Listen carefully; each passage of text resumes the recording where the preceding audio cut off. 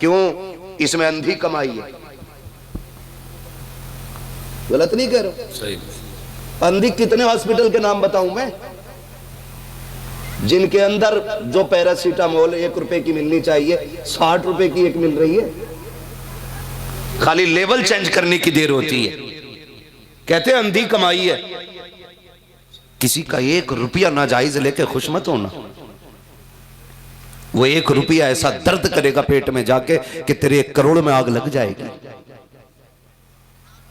तो हम हिसाब लगा रहे हैं बैठ के MBBS बनाना लल्ला को। अम्मा भी लाइन में, जो कभी नहीं उठी जिंदगी में 4 बजे।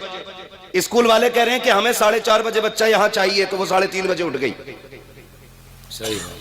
नहलाया धुलाया तैयार किया, गाड़ी आ गई बैठा दिया, नहीं है तो गाड़ी से छोड़ के जा रहे हैं। स्कूल जाना, बेटे को MBBS बनाना है। ये हमारे इमाम हजरात हैं, उलमा हजरात, ये कहते हैं बच्चा भेज दिया करो आधा घंटे के लिए। कितना मूड खराब होता है। औरतें ये चाहती हैं इसका मुंह भी मदरसे में धुलना चाहिए। तो अक्सर जाना होता मदरसों में, किसी की नाक यहां तक आ रही है, किसी के कपड़े कोनी से फट रहे हैं, किसी के बड़े बड़े धब्बे दामन पे लगे। उस वक्त माओ को नहीं दिखता बिल्कुल भी। MBBS बनाने की होड़ है।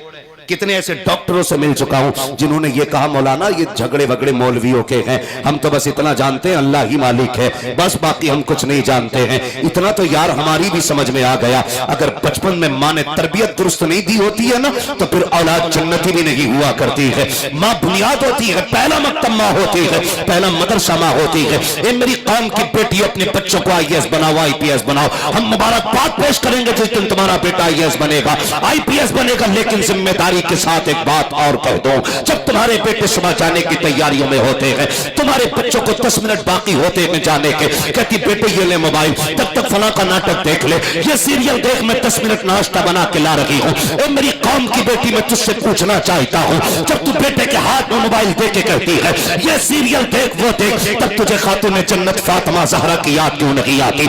उस वक्त तुझे अली की शहजादी सैयदा ज़ैनब की याद क्यों नहीं आती है? क्यों भूल जाती है इस्लाम की शहजादियों का हुस्न? क्या तुझे याद नहीं है? तुझे तो पैर की जूती समझा जाता था, कोई तुझे इज्जत देने वाला ना था।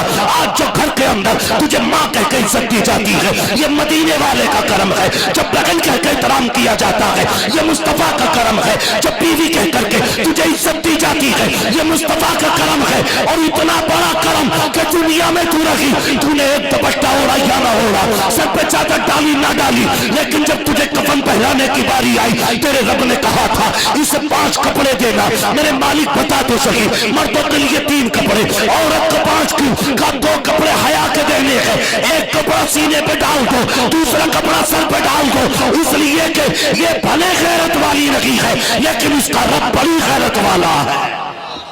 नारे तकबीर, नारे रिसालत, नारे गौसियत, हज़रत अल्लामा मुफ्ती अहमद रज़ा साहिब मुरादाबादी। गुजारिश करूंगा यार, दिल दुखता है इमरान भाई, सबसे ज्यादा मुर्तद होने के जो केसेस हैं तुम्हारे बरेली से क्यों आ रहे हैं? हमें सोचना होगा, दिमाग लगाना होगा। हमें याद रखना, न कल नस्लें लात मार के कब्र पे कहेंगी कौन है रे जो जगह घेर के लेटा है। कम से कम इतना तो एहसान करो यार बच्चों पे, ताकि इन्हें मरते दम तक मदीने वाले का नाम याद रहे। क्या बात है, क्या बात है, क्या बात है। कम से कम दिमाग लगाओ।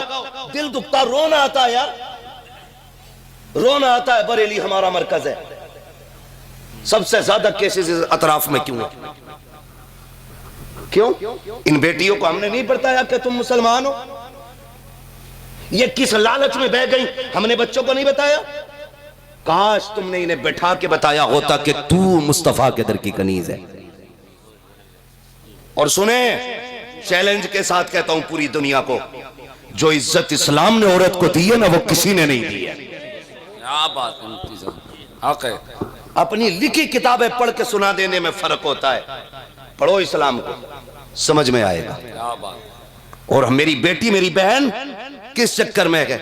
जरा सा कोई गाड़ी का लालच दे दे, सोने का लालच दे दे, कुछ टकों का लालच दे दे, हम इतने आजाद हो जाते कि हमें कोई मतलब ही नहीं अपने मजहब, अपने दीन, अपनी बरादरी और अपने समाज से। अल्लाह अल्लाह। मैं तो इन निकम्मे लड़कों से कहूंगा जो इस तरह की हरकतें कर रहे हैं, तुम ही सोच लेते जो अपने मजहब की नहीं हुई वो तुम्हारी कहां से होगी।